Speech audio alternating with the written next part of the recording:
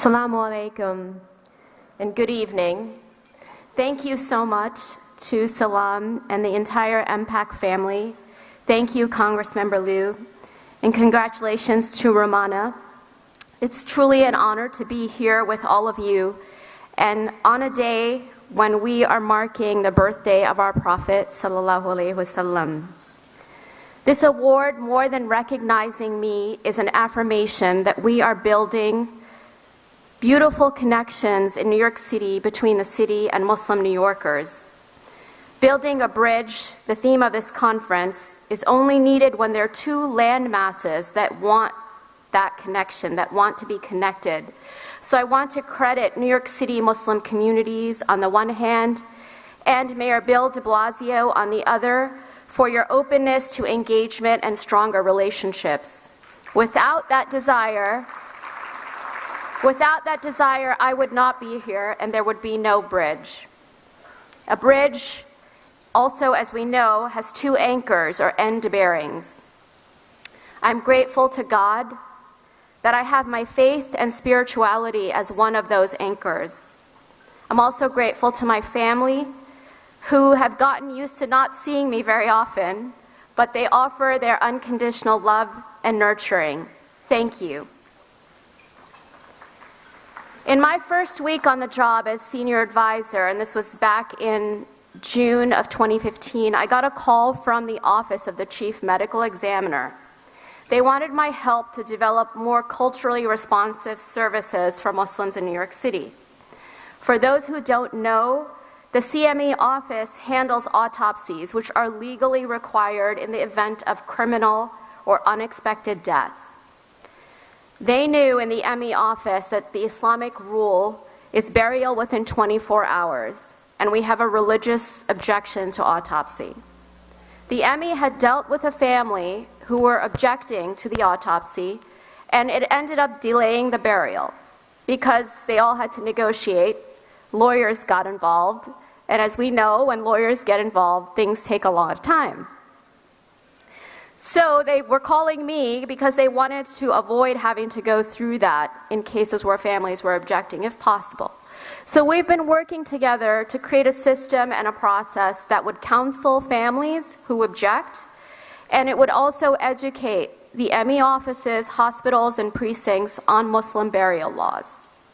This kind of effort at the local level is a crucial effort that we need to engage in, that allows us to align our values and Islamic guidelines with secular law. But what's challenging about doing this kind of work is that we're doing it in a charged national security backdrop. So part of my job is to get better at rapid response and to help build trust between law enforcement and New York City communities, and to create policies and programs that respect civil rights and safeguard the city. And as we know, terrorist violence feeds a dark rhetoric about Islam and Muslims, and this has ultimately resulted in backlash that has targeted Arabs, Muslims, Sikhs, anyone who looks Muslim.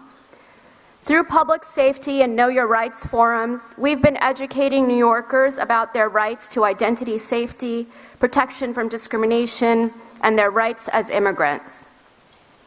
But as we engage on issues of security and safety, we have to remember that Muslims, more than victims and terrorists, are first and foremost human beings. Stories like the one I just shared about the medical examiner are not about national security, and they're not about backlash.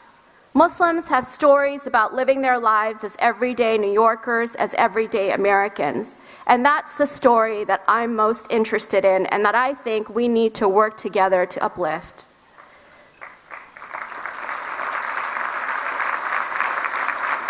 Stories that are about us as human beings. Stories about our giving birth, growing up, growing old, and dying. Stories about our struggles to help make ends meet, to pay the rent. Stories about how we are giving back, reaching out, and building bridges. Salam asked me to talk about what is redeeming in my work. And I would say it's moments like the one I talked about, meeting with the chief medical examiner, bringing together South Asian, Arab, African business owners to discuss fair contracting policies in the city, finding ways to work together with the city on domestic violence, working together to feed the homeless. These are the stories that showcase who we are in our fullness, in our humanity, and our dignity.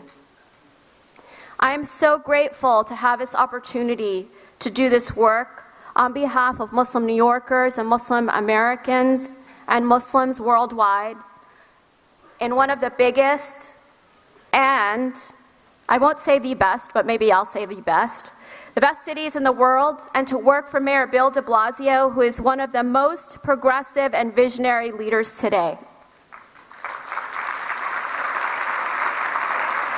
Thank you again to MPAC for recognizing me and for recognizing New York City with this Changemaker Award. Assalamu alaikum.